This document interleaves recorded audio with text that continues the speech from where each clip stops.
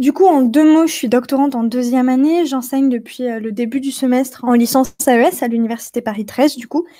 Et j'enseigne la sociologie et la méthodologie générale. C'est donc de la méthodologie des sciences sociales et je vais essayer de partager avec vous la méthode qui semble avoir relativement bien marché avec mes étudiants. Donc, la méthodologie des sciences sociales repose d'abord et avant tout sur une compréhension de la démarche des sciences sociales. Comprendre la démarche des sciences sociales, ça repose sur la compréhension de ce qu'il faut faire pour bien travailler dans vos copies et notamment bien travailler sur vos différents travaux, que ce soit des fiches de lecture, des dissertations, des commentaires de documents, c'est ce à quoi vous serez le plus facilement confrontés. Il faut avant tout que vous compreniez ce qu'on attend de vous, parce qu'en fait, l'enjeu, il n'est pas juste que vous recrachiez la méthode et que ça ressemble vaguement à ce que fait l'enseignant dans ses corrigés et à ce qu'on attend et à ce que les enseignants vous expliquent, mais que vous compreniez vraiment quels sont les objectifs de cette méthodologie. Pour que vous compreniez vraiment quels sont ces objectifs, je vais vous redonner les 2 mots-clés qu'il faut que vous essayiez de tout le temps avoir en tête parce que c'est vraiment ce qui est essentiel en sciences sociales. Ça va être d'une part la mission de problématisation et d'autre part la mission d'argumentation. Alors, la mission de problématisation, c'est vraiment l'opération intellectuelle qui va vous permettre d'encadrer votre raisonnement, de l'articuler. Problématiser, c'est posséder l'art de poser des problèmes et d'y apporter des réponses. Pour problématiser, vous devez soulever un paradoxe, un étonnement, quelque chose qui vient perturber la réflexion. C'est là, au fond, qu'émerge la question de recherche et sa réponse. Une fois la problématique posée, elle est donc le fil conducteur de votre réponse. Donc réussir à problématiser, c'est vraiment réussir à construire une question qui vous permette de dérouler un plan, évidemment, mais de construire une question qui propose et qui envisage un paradoxe. Pour bien me faire comprendre, le terme de paradoxe ici signifie pas que vous devez mettre en évidence et mettre en équivalence 2 propositions complètement antinomiques. Il s'agit vraiment de réussir à proposer une approche des choses qui va vous permettre de mettre en résonance 2 idées qui pourraient paraître contradictoires mais qui ne le sont pas forcément. Réussir à construire une énigme en sciences sociales, c'est donc vraiment réussir à mettre en évidence quelque chose qui fait problème, qui fait débat mais qui n'est pas forcément antinomique. Donc, est-ce que ce concept de problématisation vous semble clair? L'enjeu, il est vraiment de réussir à poser une question qui articule votre réflexion et de poser une question qui soit suffisamment problématisée pour que cette question ne soit pas seulement une redite du sujet. L'enjeu, il est donc absolument et totalement de réussir à soulever un paradoxe, un étonnement, quelque chose qui perturbe la logique de la réflexion. L'objectif de la problématisation, c'est bien de déboucher sur ce qui va s'appeler l'argumentation et qui est le 2e grand enjeu, votre 2e grande mission, quelque part, d'étudiant, qui va être d'articuler ensemble les preuves d'un raisonnement, de manière à répondre à la problématique que vous avez établie auparavant. Il s'agit vraiment de développer des faits, des éléments précis et de les exemplifier. Vous devez apporter la preuve de ce que vous dites. L'enjeu est donc d'abord de construire une question, et une question qui ne soit pas seulement une redite du sujet formulé sous forme de question, mais bien que vous ameniez votre correcteur à comprendre qu'est-ce qui fait problème, qu'est-ce qui vous interroge, en lien avec les notions étudiées pendant le cours, et ensuite que vous réussissiez à dérouler une argumentation, c'est-à-dire que vous réussissiez à apporter les preuves des différents éléments que vous allez développer. Cette démarche-là, celle de problématiser puis d'argumenter, c'est vraiment la démarche qui va animer l'ensemble de la réflexion sociologique. Et en fait, cette démarche-là, on ne la demande pas qu'aux étudiants. C'est un concept qui va animer en permanence les chercheurs, quel que soit leur niveau, qui suppose totalement et entièrement de réussir d'abord à problématiser et ensuite à argumenter. Et dans tous les textes auxquels vous serez confrontés, il y a vraiment un double enjeu qui consiste d'abord à problématiser et ensuite à argumenter. Si cette démarche-là est claire, donc si vous comprenez l'articulation qu'il y a d'abord entre problématisation et argumentation, on peut passer à la phase suivante qui consiste à comprendre ce qu'est la sociologie et plus largement les sciences sociales et à interroger le rapport empirique de la sociologie à la discipline. Et donc, je reprends sur cette idée de la sociologie comme discipline empirique, et cette idée de la discipline empirique, elle est absolument essentielle parce que c'est ce qui fonde l'essence même de la sociologie, et c'est quelque chose qui sera essentiel, qui consiste à apporter des preuves empiriques, c'est-à-dire reposant sur le terrain de ce qui se passe dans la démarche sociologique. Vous devez en permanence prouver ce que vous avancez, et prouver ce que vous avancez suppose d'aller sur le terrain. Alors, aller sur le terrain, c'est une expression très large pour signifier qu'on va récolter des données empiriques. Ces données empiriques, elles peuvent être récoltées soit d'un point de vue qualitatif, c'est-à-dire l'entretien ou l'observation, soit d'un point de vue quantitatif, c'est-à-dire notamment les questionnaires statistiques. Dans ces deux cas-là et dans ces deux démarches, il va s'agir de construire des preuves, des théories qu'on avance. Et les théories qu'on avance, on ne va pas les faire émerger uniquement de soi. Bien sûr qu'il y a une part de concepts autoconstruits qui viennent de nous, qui viennent de notre connaissance du terrain, mais il y a aussi une dynamique qui repose sur le cadre théorique. Alors, le concept de cadre théorique, c'est un concept qui est souvent difficile à saisir pour les étudiants, mais qui n'est au final pas si compliqué. Le concept de cadre théorique qui repose tout simplement sur l'idée qu'on va construire la science à partir de ce que les chercheurs qui nous ont précédés ont eux-mêmes démontré. Et donc, ça suppose que tout texte sociologique ou de sciences sociales, donc sciences politiques, histoire, auquel vous serez confrontés, sont des textes dans lesquels vous allez avoir en premier lieu la problématisation, c'est-à-dire la formulation d'une hypothèse, d'une démarche de recherche. C'est ce qu'on a appelé une énigme. C'est exactement la même chose que ce qu'on vous demande à vous de faire durant vos commentaires de documents, etc.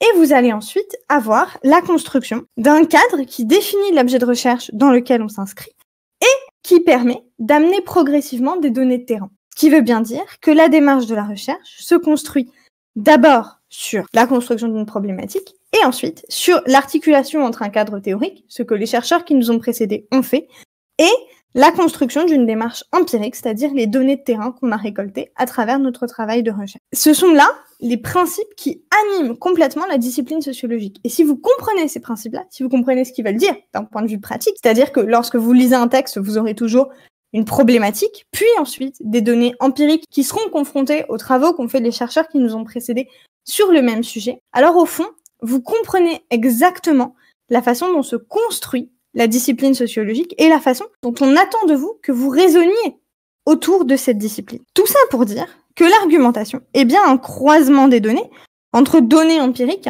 et cadres théoriques. On démontre toujours ce que l'on avance en disant précisément donc d'où viennent vos données empiriques, qui est-ce que vous avez interrogé, dans quel cadre vous l'avez interrogé, quelle est la position de la personne que vous avez interrogée, mais aussi citant les auteurs qui vous ont précédé. Alors vous vous dites sûrement, si vous êtes en première ou en deuxième année, que là je parle de choses que vous ne pouvez pas encore faire, notamment d'enquête de terrain, évidemment. Mais en fait, si vous gardez en tête en permanence le fait que les acteurs et le fait que les chercheurs produisent des enquêtes de terrain, vous n'oublierez jamais que lorsque vous lisez un texte sociologique, vous serez vous-même confronté à ces données-là. Ce qui veut dire que lorsque vous lisez un texte, vous devez chercher à repérer la façon dont les données ont été justifiées et construites. La façon dont les données ont été justifiées et construites, ça suppose, quand vous lisez les textes, de bien réfléchir, de bien questionner la façon dont ces données ont été recueillies. Et donc là, quand vous lisez un texte, ce que vous allez chercher à repérer en premier lieu, c'est la problématique de l'auteur. Puis ensuite, progressivement, vous allez chercher à repérer les passages d'entretien, les passages d'observation, les données statistiques. Et une fois que vous avez repéré ça, vous avez repéré la façon dont les données étaient elles-mêmes construites. Quelles sont les données utilisées? À quoi elles servent? Qu'est-ce qu'elles justifient? J'insiste sur comment se produit la recherche, parce qu'au fond, si vous comprenez comment se produit et comment se justifie la recherche, alors vous comprendrez ce qu'on attend de vous et de ce qu'on attend que vous trouviez dans un texte sociologique. Et c'est pour ça que je commence parfois par des choses un peu abruptes, mais je pense que si vous comprenez ça, vous arriverez forcément à vous confronter au texte et on va voir plus en détail quels sont les trois grands types d'exercices auxquels vous allez être confrontés. Du coup, si cette démarche-là, qui est vraiment la démarche sociologique, et je vous redis les trois items principaux de cette démarche, premièrement, la construction d'une problématique qui repose sur la construction d'une énigme sociologique, l'énigme sociologique étant vraiment le cœur de la problématisation. Je vous note le texte dont est issu, en direct, je vous note le nom du texte dont est issu ce concept d'énigme sociologique. Ça vient du chapitre problématisé de Cyril Lemieux dans un livre qui s'intitule L'enquête sociologique et qui est paru au PUF. Il a été dirigé par Serge Pogam. Il y a à l'intérieur un article qui s'intitule Problématiser. Alors, je pense qu'il est un peu abrupt pour des premières années, mais surtout, si cette question de la problématique vous intéresse et que vous comprenez pas bien ce qu'on attend de vous, n'hésitez pas à vous confronter au début de l'article qui est très clair sur ce qu'est la problématique et qui vous permettra de bien comprendre ce qu'on entend et ce qu'on attend par problématique. Maintenant que ceci est dit, je pense que la démarche est donc claire pour tout le monde. On construit une problématique, on récolte des données qui peuvent être qualitatives ou quantitatives et on confronte ces données aux chercheurs qui nous ont précédés. C'est le cadre théorique. C'est vraiment les trois grandes étapes de la démarche sociologique et ces trois grandes étapes de la démarche sociologique sont absolument essentielles et elles s'appliquent en tout temps. C'est-à-dire qu'un chercheur qui a 30 ans d'expérience derrière lui appliquera toujours cette même démarche et vous la retrouverez toujours dans les différents articles que vous pourrez avoir à lire dans des articles, dans des livres, dans des contributions, etc. Ce sera toujours la même chose. On va donc maintenant se concentrer sur les 3 principaux exercices auxquels vous serez traditionnellement confrontés en sciences sociales. C'est ceux que moi, en tout cas, j'ai le plus vu dans ma carrière d'étudiante et ceux que traditionnellement on donne à nos étudiants. Donc, je pense qu'on peut s'attacher à ces 3 principaux types d'exercices. On va donc commencer par l'art des fiches de lecture parce que la fiche de lecture, au fond, apparaît comme un exercice difficile. Souvent, vous vous dites que c'est plus difficile que le commentaire de document ou que la dissertation, mais au fond, si vous avez bien compris ce qu'on attend de vous dans une fiche de lecture, alors vous comprendrez parfaitement ce qu'on attend de vous dans un commentaire de document et en parallèle du commentaire de document dans une dissertation. Sachant qu'en sociologie, principalement, la méthode du commentaire de document et de la dissertation sont quasiment identiques, puisqu'en fait, le commentaire de document vient en appui de la dissertation et qu'il est là pour vous aider à argumenter plus facilement. Une fiche de lecture repose sur exactement les mêmes étapes que celles que je viens de développer, donc l'énigme, la démarche empirique et le cadre théorique. Et l'objectif de cet exercice est de reconstruire les principes argumentatifs des recherches que vous êtes en train de mener et de lire. Une fiche de lecture repose sur 4 étapes principales que vous ne devez jamais perdre de vue. Et ces 4 étapes s'appliqueront toujours à n'importe quel document, quel que soit le document auquel vous êtes confronté. Alors bien sûr, dans un commentaire de document, vous avez uniquement des extraits de texte, très souvent, des tableaux statistiques, ce sont des documents plus courts, vous les lisez avec un objectif bien précis, celui de répondre au sujet qui vous a été posé, ce qui n'est pas le cas de la fiche de lecture. Mais les étapes auxquelles vous allez devoir vous soumettre pour comprendre le document qui vous est soumis sont quasiment les mêmes que celles auxquelles vous devrez vous soumettre pour comprendre un document dans le cadre d'un commentaire de document. Donc vraiment, dites-vous que si vous comprenez la méthode pour un des exercices, vous aurez au fond la méthode pour les 3. Parce que ces méthodes sont en relation, elles se rejoignent les unes aux autres et évidemment, l'objectif, c'est de vous faire comprendre et décortiquer la démarche sociologique. Donc à aucun moment, on va inventer une méthode qui s'éloigne de ces objectifs-là de la démarche sociologique. La première étape repose bien sûr sur la présentation du cadre de publication. On doit comprendre d'où vient le texte que vous êtes en train de lire. La question va être d'abord qui est l'auteur. Est-ce un chercheur? Est-ce un enseignant-chercheur? Un doctorant? Un docteur sans poste? Est-ce que c'est un article de revue, un chapitre de livre, un livre dans son ensemble? Alors, vous aurez rarement un livre dans son ensemble affiché, on vous donnera plutôt des chapitres. Mais c'est vraiment important de pouvoir repérer le type de publication parce qu'en fonction du type de publication, vous n'aurez pas toujours les mêmes éléments. Par exemple, vous aurez souvent dans des livres ou des chapitres de livres exactement la même démarche. Ça consiste à prendre un problème resserré, précis, et à y apporter une démonstration à partir de données de terrain. Jusque-là, tout est logique. Dans un livre, vous aurez sûrement une démonstration beaucoup plus longue, beaucoup plus extensive. C'est souvent des publications de recherche de long cours, ce sera des publications de thèses, d'habilitation à diriger des recherches menées sur le long terme, et qui sont donc des éléments beaucoup plus volumineux, mais dont la démonstration est parfois beaucoup plus au fil des pages et pas une démonstration limpide et claire qui peut tenir en 15-20 pages d'un texte scientifique. Donc bien repérer où est publié le document que vous êtes en train de lire, c'est savoir à quoi vous attendre. Si c'est uniquement un extrait de livre, vous aurez un tout petit bout de démonstration assez resserré. Si c'est une revue ou un article, vous pouvez avoir des éléments très précis sur un sujet assez court, mais qui vous permet de bien aller au fond des choses. Comprendre donc le type de publication, c'est assez essentiel pour comprendre à quel type de données vous pourrez être confronté. Et puis, il faut aussi comprendre le cadre de publication et le contexte général. Alors, qu'est-ce qu'on entend par cadre de publication et contexte général? Il faut que vous réussissiez à identifier où et comment a été publié le document auquel vous êtes confronté. Je vais prendre un exemple que je prends régulièrement auprès de mes étudiants parce que c'est souvent ce qui fait écho. Si vous lisez des textes scientifiques sur la question des mondes scolaires pendant les attentats, par exemple, vous allez très rapidement vous rendre compte qu'il y a beaucoup d'articles qui vont être des articles de prise de position beaucoup plus que des articles scientifiques. Vous devez donc veiller d'abord au lieu où est publié le document. Est-ce qu'on est sur un article d'actualité publié dans Le Figaro ou dans Le Monde, par exemple, ou est-ce qu'on est sur un texte scientifique qui a été publié dans une grande revue comme Sociologie, Annales de la recherche en sciences sociales, etc. Si vous arrivez à bien voir où et quand a été publié le document, vous pourrez jauger ce qu'on appelle sa valeur scientifique. C'est-à-dire, est-ce que le document, c'est plutôt un commentaire de l'actualité publié par un journaliste? Est-ce que c'est un commentaire de l'actualité publié par une personnalité médiatique qui fait débat dans le champ scientifique? ou est-ce que c'est un extrait d'article scientifique qui repose sur 5 ans de recherche publié par un sociologue qui est reconnu dans son domaine? Ces éléments-là, c'est normal, si vous êtes en première ou en deuxième année, que ça vous paraisse complètement insurmontable et compliqué, ça l'est.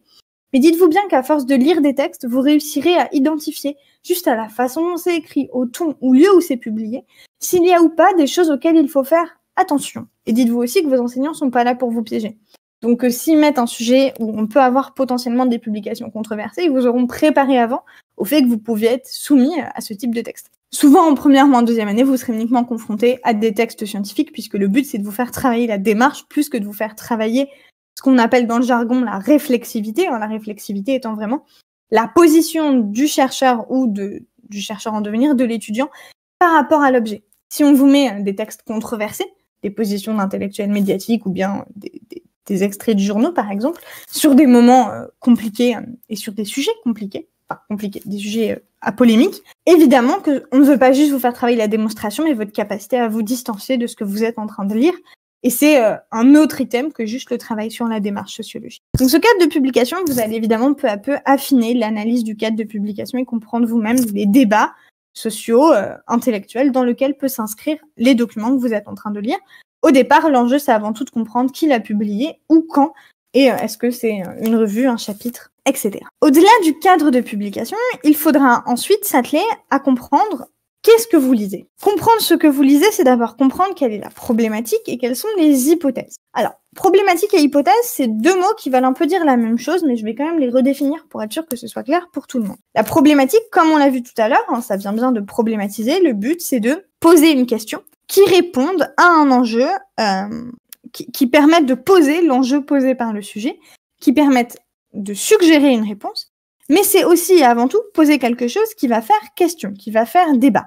Quand on pose une problématique, on développe un étonnement, on développe quelque chose qui est venu percuter notre raisonnement logique. En gros, il faut que vous réussissiez à mettre en évidence deux propositions qui pourraient paraître antinomiques, mais qui ne le sont pas entièrement. Prenons par exemple la question des inégalités scolaires, qui est une question que je travaille beaucoup dans mes recherches et qui du coup me parle assez bien. On va très facilement avoir tendance à présenter la question des inégalités scolaires comme étant proprement un héritage de Bourdieu, et donc à dire que la question des inégalités se pose parce que l'école apparaît comme un espace de reproduction des inégalités. Si le sujet repose sur les inégalités scolaires, qu'on vous soumet comme sujet les inégalités scolaires, vous allez avoir tendance, on va spontanément présenter l'école comme étant le lieu qui est censé permettre à chacun d'accéder au savoir. Le moment où vous allez devoir forger une problématique, c'est où vous allez devoir réussir à poser une question qui vous permette d'envisager la place de l'école dans la société et donc les missions qu'elle se donne, celle de permettre à chacun d'acquérir du savoir, permettre à chacun de développer un projet de vie qui est cohérent par rapport à ses ambitions, et en même temps,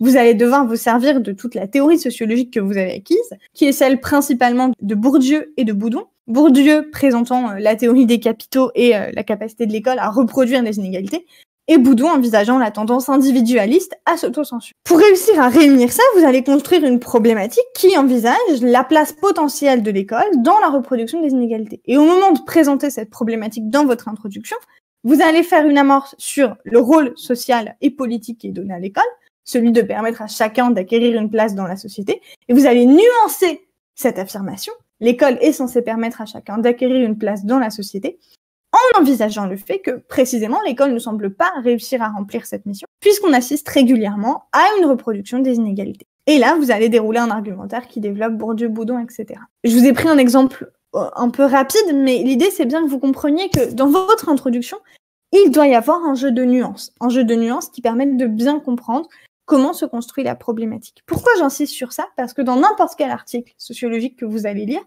ou dans n'importe quel chapitre, pour repérer la problématique et les hypothèses, vous allez devoir repérer ce moment de nuance, ce moment où l'auteur essaye d'avancer quelque chose qui dénote un peu de ce qu'il a dit juste avant, souvent dans l'introduction. Vous aurez ce moment-là de nuance, et ce moment-là de nuance, c'est celui où se dévoile à la fois la question de recherche de l'auteur, qu'est-ce qu'il veut dire, où est-ce qu'il veut vous amener, et les hypothèses qu'il pose pour répondre à cette question-là. Alors vous n'aurez jamais à poser d'hypothèses, parce qu'au fond, vous êtes là pour nous expliquer ce que vous avez compris des documents, nous expliquer ce que vous avez compris du cours. Mais un chercheur qui mène l'enquête, c'est un chercheur qui va poser des hypothèses et tenter d'y répondre. Et puis, dans votre lecture, vous allez ensuite repérer les arguments principaux puis les exemples et les données proposées. C'est à ce moment-là que vous allez devoir comprendre quelles sont les grandes parties de la démonstration de l'auteur. N'hésitez surtout pas à vous aider des paragraphes et de la construction du texte qui souvent suit la construction de la pensée de l'auteur. Et puis, en dernier point, il faut que vous tâchiez de repérer la conclusion du texte. Et c'est un peu votre test, le moment de repérage de la conclusion du texte. Pourquoi ? Parce que si la conclusion du texte correspond à ce que vous avez avancé auparavant, correspond à la démarche que vous avez construite et que la problématique que vous avez posée au début contient sa réponse dans la conclusion, c'est le jackpot. Vous avez tout compris.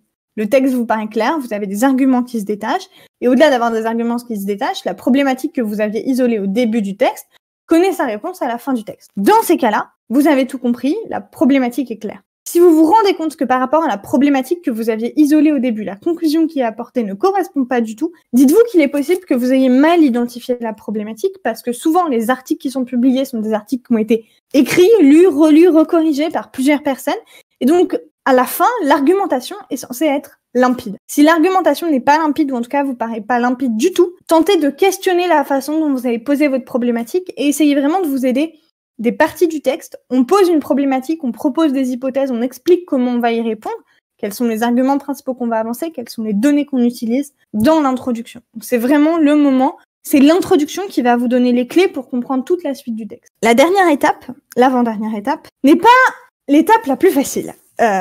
Pourquoi ? Parce qu'une fois que vous avez compris la démarche scientifique, quelles étaient la problématique, les hypothèses, les arguments mobilisés, il va falloir essayer de comprendre le deuxième cercle d'informations que vous aurez dans un article. Représentez-vous quelque part un article scientifique comme des cercles imbriqués les uns aux autres. Vous aurez une première étape qui est la problématique posée, les arguments, ça c'est le premier cercle, et vous aurez un deuxième cercle qui consiste à repérer les données et le cadre théorique. C'est ce qu'on appelle l'administration de la preuve. Cette administration de la preuve, elle repose sur le repérage d'abord de la discipline du travail mené.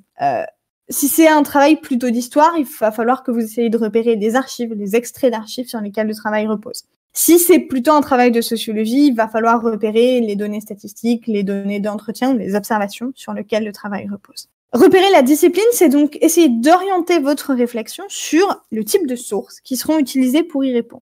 Vous allez ensuite, et souvent c'est dit très explicitement, un chercheur expose toujours les sources sur lesquelles il travaille avant de les utiliser pour construire sa démonstration. Donc normalement, d'ici la fin de l'introduction, vous devez savoir précisément quelles sont les sources utilisées. Est-ce que son travail repose sur des entretiens, des questionnaires, un usage de sources historiques, des archives, ou autre chose? Ça peut être autre chose. On a notamment des corpus documentaires, des corpus issus des réseaux sociaux, des corpus médiatiques. Bon, il y a plein de choses qui peuvent permettre de construire un corpus de données. C'est vraiment à ça que vous devez vous attacher et vous devez comprendre comment sont prouvés les différents arguments. Donc, qu'est-ce qu'ils mobilisent pour justifier les différents arguments? C'est vraiment la compréhension des sources, c'est la troisième étape et elle est centrale. En lien avec cette troisième étape centrale de compréhension des sources utilisées, vous allez devoir repérer le cadre théorique. Alors, je nuance tout de suite ce que je dis. Le cadre théorique est quelque chose de très difficile à repérer, en particulier quand on est en début de cursus.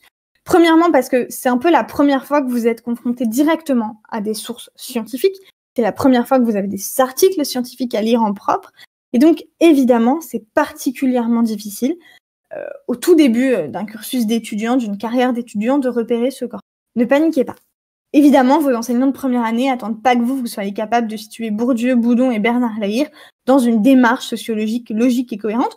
Je vous rassure, même en deuxième année de thèse, c'est parfois pas très cohérent pour nous. Par contre, ce qu'on attend de vous, c'est que vous soyez capable de savoir à quel moment c'est l'auteur de l'article qui est en train de parler et à quel moment il va citer des auteurs autres que lui pour affiner et peaufiner son argumentation. Ça suppose que vous soyez capable de repérer les notes de bas de page et de lire la bibliographie.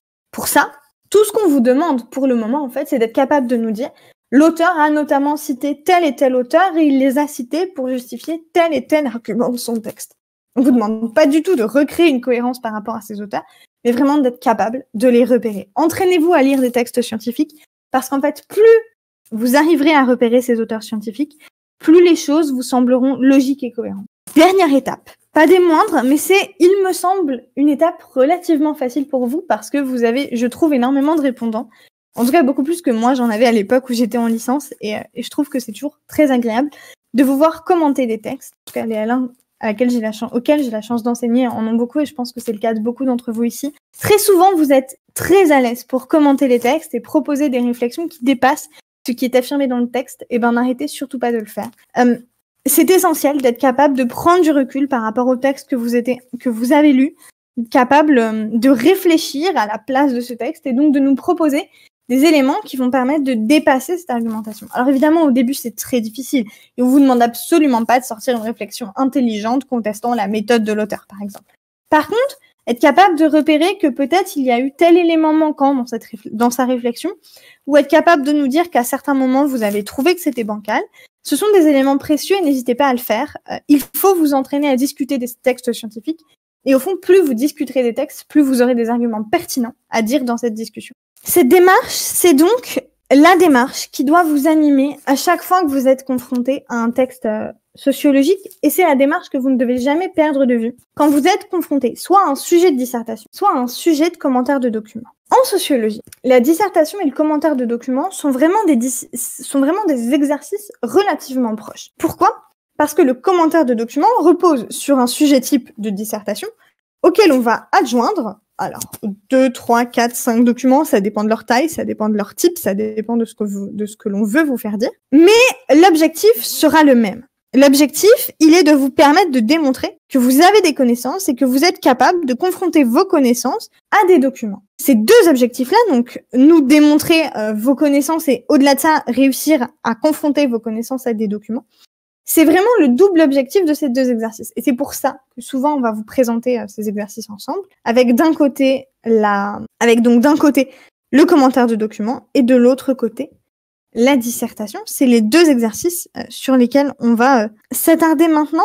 J'ai intitulé ça dans le PDF « Problématiser et démontrer pas à pas », tout simplement parce que c'est vraiment deux exercices qui reposent sur les mêmes objectifs. La seule différence, c'est que dans le commentaire de document, vous aurez des documents pour accompagner votre réflexion, chose que vous n'aurez pas dans la dissertation. Ça veut donc dire que la dissertation attend de vous que vous fassiez uniquement et proprement appel à vos connaissances personnelles, là où le commentaire de document attend de vous que vous soyez capable de jauger à la fois la valeur scientifique des documents, c'est-à-dire de nous dire précisément quel est le type de document que vous êtes en train de lire, et de confronter le type de document que vous êtes en train de lire et les connaissances qu'il apporte à vos connaissances personnelles. Et c'est très important cette différence parce que vraiment dans un commentaire de document, si vous ne mobilisez pas l'ensemble des documents qui vous sont proposés, vous allez avoir un problème. On attend vraiment de vous que vous soyez capable de confronter tous les documents à vos connaissances personnelles.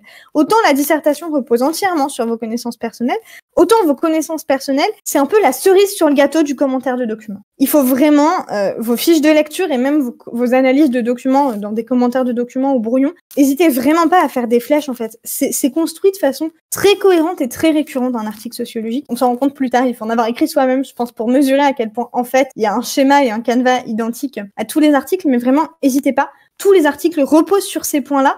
Alors parfois, ils sont plus ou moins bien cachés en fonction des types d'écriture, mais il faut surtout pas hésiter à garder ce canevas en tête et à reproduire en fait le schéma, parce que plus vous lirez, plus le schéma vous paraîtra évident, et au fond, plus ce sera facile pour vous de vous confronter à ces textes, et moins ils vous feront entre guillemets peur.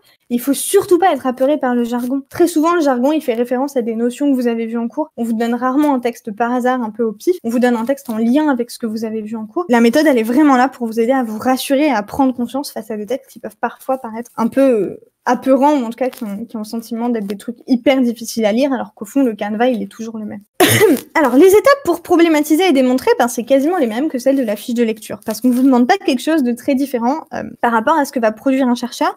Je les reprends de façon précise et ensuite, je vous donnerai des éléments de ce qu'il doit à tout prix y avoir dans votre introduction et dans votre développement, dans votre conclusion, parce que je sais que c'est deux moments un peu compliqués à négocier. C'est la première et la dernière impression qu'on laisse à un correcteur. Quand on en est à sa 100e copie, on a très clairement envie que l'intro et la conclusion soient impeccables. Donc, je vous redonnerai ensuite les éléments qu'on attend vraiment de vous dans cette introduction et dans cette conclusion.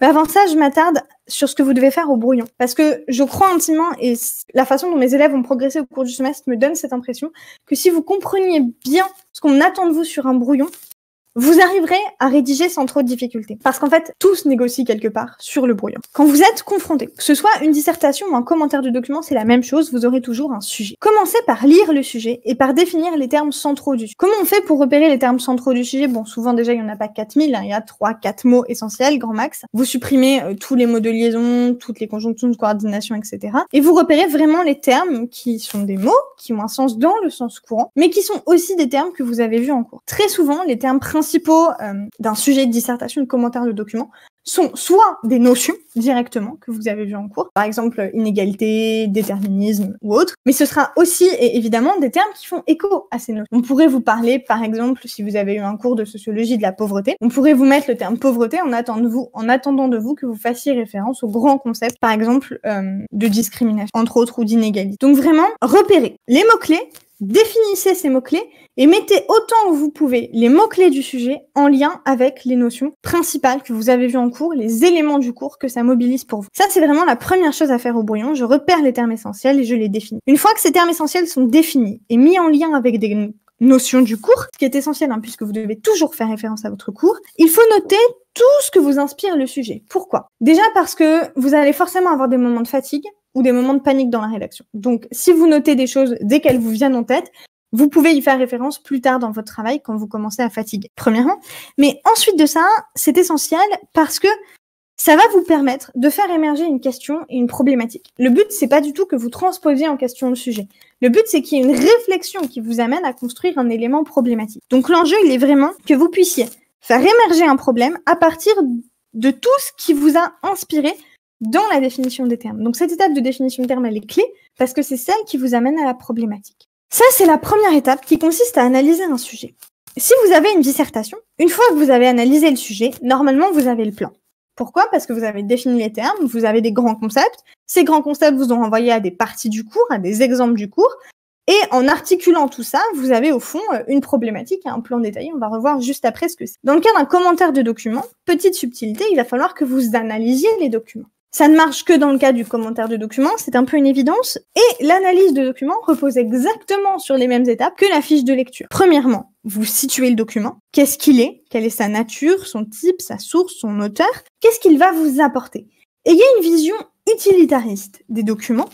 C'est pas du tout une honte et vous aurez parfaitement raison d'avoir une vision utilitariste des documents. Si un document vous est proposé dans un sujet, c'est qu'il a un lien quelconque avec ce sujet.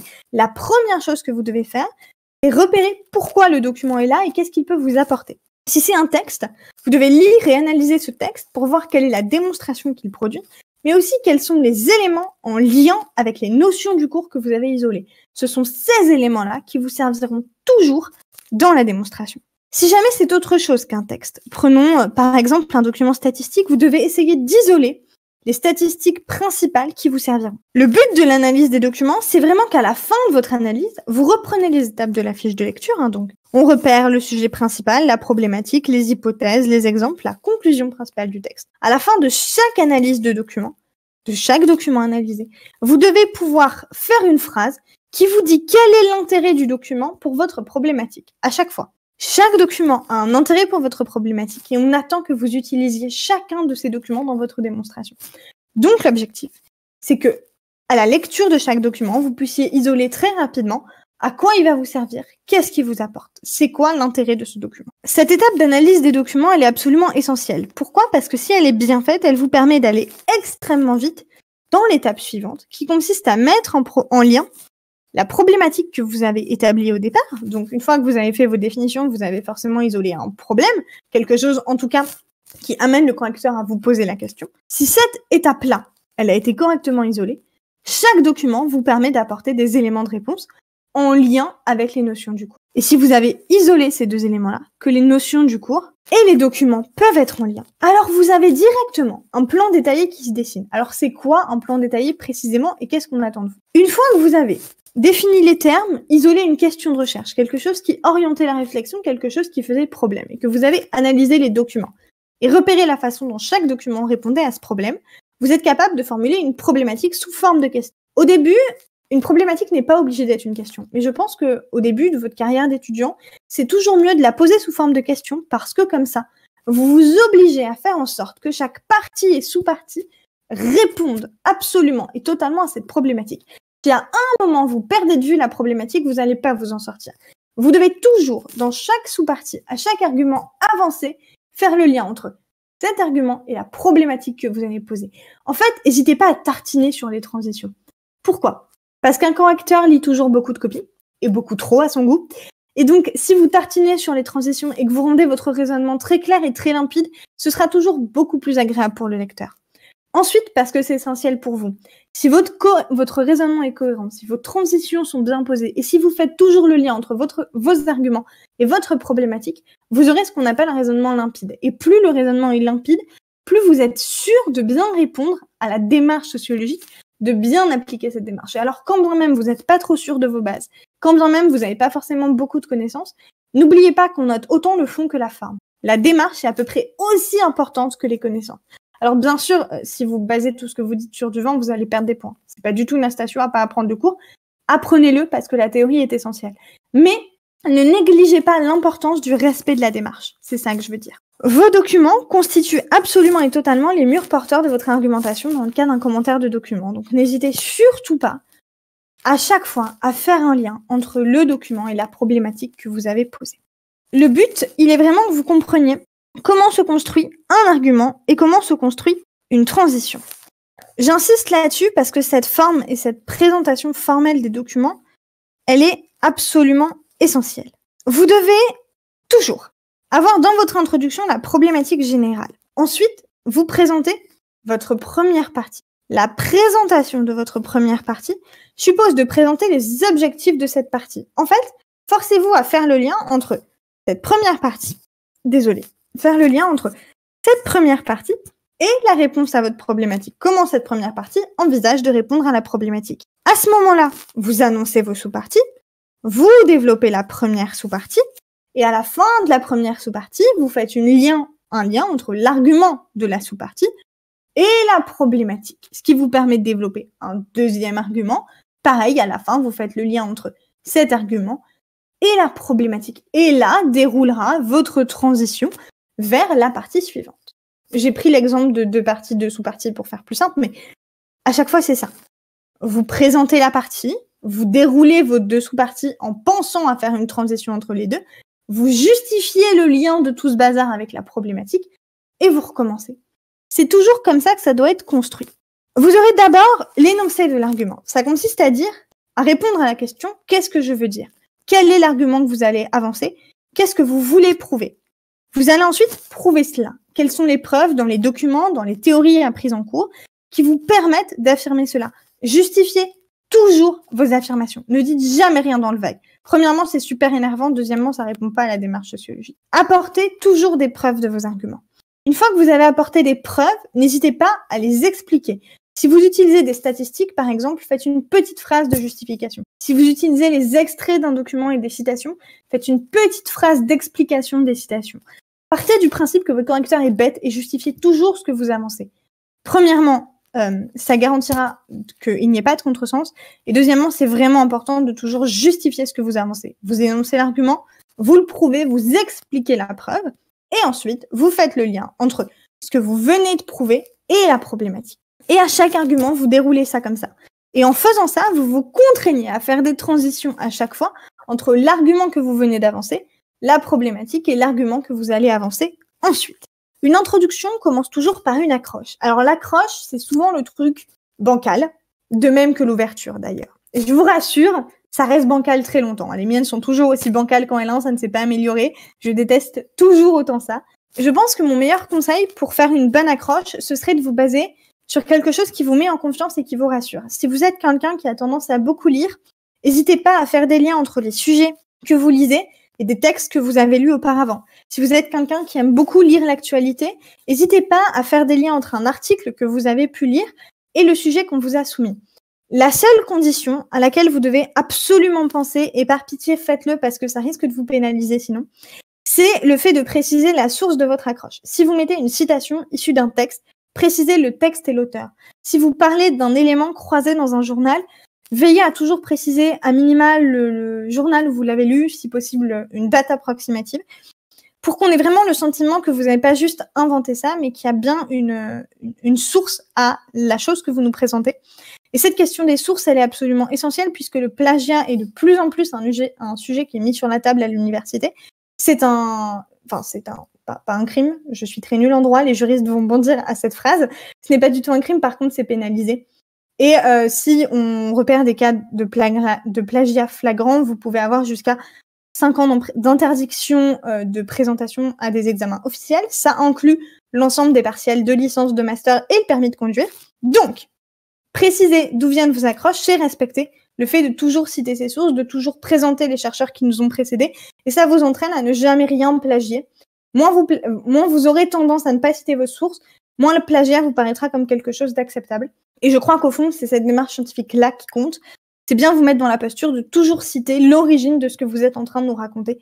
Et c'est vraiment un élément essentiel de la démarche sociologique et scientifique plus largement. Donc, votre accroche, n'hésitez pas à vous raccrocher à des choses qui vous parlent à vous, mais n'hésitez surtout pas, n'oubliez jamais de dire d'où ça vient. Après, si jamais vous êtes très nul en accroche, et c'est le cas de beaucoup de monde dont moi, ne vous en faites pas, il n'y a aucun mal à ça, c'est affreux les accroches. N'hésitez pas à vous servir dans le cas d'un commentaire de document d'éléments que vous pouvez trouver dans les documents et dont vous ne vous servirez pas dans l'argumentation. Alors, ne réutilisez pas ce que vous allez avancer en accroche dans l'argumentation. Par contre, une phrase issue des textes que vous n'allez pas utiliser dans l'argumentation, ça marche très bien en accroche. Vraiment, vous embêtez pas trop non plus. Le but, c'est qu'on comprenne un peu où vous allez en venir, mais tout en douceur. Après cette accroche, il y a une grosse phase de présentation du sujet, c'est la deuxième composante de l'introduction. Ça repose d'abord sur la définition des termes, c'est absolument essentiel, sur la présentation du cadre spatio-temporel. Alors en sociologie et en sciences politiques, vous vous en servirez très peu. On a rarement des sujets qui s'inscrivent dans un temps et dans un espace autre que la France contemporaine ou à minima l'Europe contemporaine. Mais n'hésitez pas, si jamais vous êtes en histoire, à bien y penser. Je le redis, ce cadre spatio-temporel, il est quand même important. Et puis, vous allez commencer doucement à nous expliquer quelle est la question que vous allez poser et pourquoi vous allez la poser. C'est le moment où vous devez nous exposer le paradoxe qui vous a amené à cette question. Qu'est-ce qui vous a étonné? Qu'est-ce qui fait problème dans les définitions que vous avez exposées auparavant? Une fois que vous avez fait ça, vous pouvez donc passer à l'étape de problématisation. C'est vraiment le moment où vous allez montrer le paradoxe. Alors, évidemment, pourquoi la question se pose et montrer le paradoxe, c'est en lien, c'est évident. C'est vraiment pour vous dire, c'est à ce moment-là que vous devez nous expliquer d'où vient votre problématique. Passez pas juste de la définition des termes à la question que je vais poser, c'est ça. Il faut une phrase qui fasse la transition entre les deux et qui nous explique d'où ça vient. Et puis, une fois que vous avez posé votre problématique, là vous exposez la question clairement, n'hésitez pas à mettre 2 points et à vraiment formuler la question si vous n'êtes pas très à l'aise. Peu à peu, vous arriverez à les formuler de mieux en mieux, c'est normal. On améliore son écriture au cours du temps, ne vous en faites pas. On n'attend pas du tout le même niveau d'écriture entre un L1 et un L3. C'est parfaitement normal. Prenez le temps, vous allez aussi vous entraîner. Mais une fois que vous avez présenté la question, vous devez à tout prix annoncer votre plan, et cette annonce de plan, elle est essentielle. Venez avec vos gros sabots, donc dites-nous, nous allons voir dans un premier temps ceci, entre parenthèses, partie 1, puis ceci, entre parenthèses, partie 2. N'hésitez surtout pas à être presque trop clair. C'est toujours plus agréable que de ne pas l'être assez, ou bien d'avoir des présentations de parties qui sont un peu bancales et on ne comprend pas bien où vous voulez en venir. Le but, c'est de présenter vos parties sous forme de phrases, et ça c'est absolument essentiel, mais vous pouvez toujours faire des présentations très claires où vous précisez entre parenthèses, partie 1, partie 2, c'est pas du tout un souci. Et donc ça, c'est la méthodologie de l'introduction dans le cas d'un commentaire de texte ou d'une dissertation. Ça marche dans les deux cas, pour la plupart des sciences sociales, notamment sociologie et sciences politiques. Je m'avance pas trop pour l'histoire parce que je sais qu'il y a des spécificités par période, mais la démarche scientifique est la même. Donc, avec quelques spécificités, et là encore, référez-vous toujours à vos chargés de TD. Chaque chargé de TD a ses petites rectitudes, mais dites-vous que c'est un canevas qui normalement marche pour la plupart des sciences sociales. Là encore, la conclusion, c'est le truc qu'on écrit 10 minutes avant la fin. On en a tous marre, on besoin de passer 2 heures à démontrer moult trucs. On a analysé les documents dans tous les sens. Normalement, vous avez produit une argumentation cohérente. La conclusion, ça va être donc le moment où il va falloir rassembler vos idées. Pour bien rassembler vos idées, commencez par rappeler la problématique. La première étape, c'est vraiment le rappel de la problématique. Il faut qu'on comprenne à quoi vous allez répondre. Une fois que vous avez rappelé la problématique, vous allez rappeler l'ensemble des arguments que vous avez mobilisés Alors, vous embêtez pas à rappeler les arguments par sous-partie. Puisque vous avez fait des conclusions de partie et des transitions qui sont très claires, il vous suffit de rappeler l'argument principal de la partie 1, puis l'argument principal de la partie 2, et vous aurez rappelé vos principaux arguments. Puisque normalement, les sous-parties dans la partie 1 et dans la partie 2, voire même dans la partie 3, se répondent. Donc, vous rappelez les arguments des grandes parties. Ces rappels des arguments des grandes parties vous permettent de répondre de façon définitive. Alors, je mets évidemment des guillemets. Merci pour la réponse, Julie. J'allais le dire à la fin de cette partie. La réponse définitive à la question posée, c'est évidemment pas une réponse absolue, hein, jamais. Le but, c'est vraiment que vous puissiez répondre à la problématique que vous avez posée. Si vous devez nuancer, parce que, par exemple, la réponse que vous apportez doit être une réponse nuancée, sur les inégalités à l'école, par exemple, vous direz jamais c'est forcément du déterminisme ou c'est forcément du déterminisme ou c'est forcément des réponses individuelles. Non, bien sûr, là, vous allez devoir nuancer. La réponse définitive à la question posée peut parfaitement être une réponse nuancée, il n'y a aucun souci. Le but, c'est vraiment qu'on ait une réponse claire, nette et précise, une bonne fois pour toutes à la problématique que vous avez posée, parce que c'est la première fois que vous allez pouvoir y répondre entièrement. Je rappelle ma problématique, je rappelle tous les arguments que j'ai mobilisés en rappelant principalement les arguments des grandes parties, puis je réponds définitivement à la question posée. Et puis, à la fin, vous allez essayer de proposer une ouverture. Alors l'ouverture, là encore, c'est un exercice bancal, hein, c'est la même chose que l'amorce, une fois sur deux, on se foire.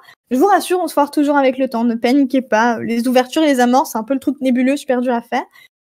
Mon meilleur conseil, quelque part, pour réussir son ouverture ou son amorce, ce serait de mettre en lien le sujet sur lequel vous avez parlé ou dont vous avez parlé avec quelque chose qui vous parle. Donc, qui vous parle, qui fait écho à ce que vous lisez, à ce que vous aimez, qui fait écho à des débats de société.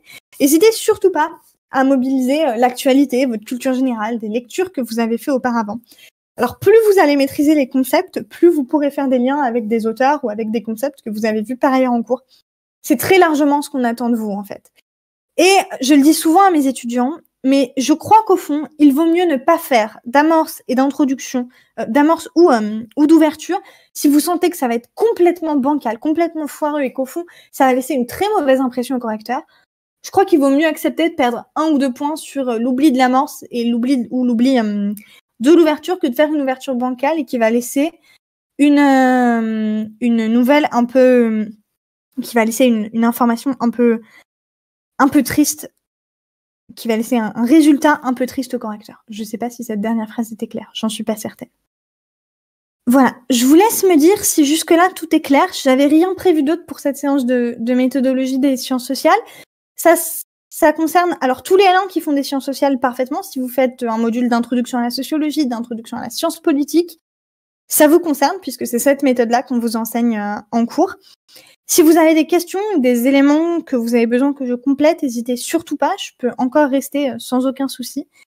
Et je vous laisse me dire s'il y a besoin que je réponde à d'autres choses. Si certains d'entre vous sont en M1 et avaient besoin de plutôt des informations sur la méthode de la recherche, n'hésitez pas non plus à me le dire. Je donne aussi des cours de méthode de la recherche, donc je peux le faire.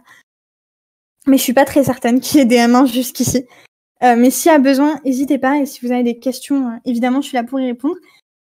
Et merci beaucoup pour vos questions. C'est vrai que c'est pas des sessions très interactives, mais bizarrement, le distanciel n'est pas quelque chose d'interactif, à mon grand désarroi, à chaque fois.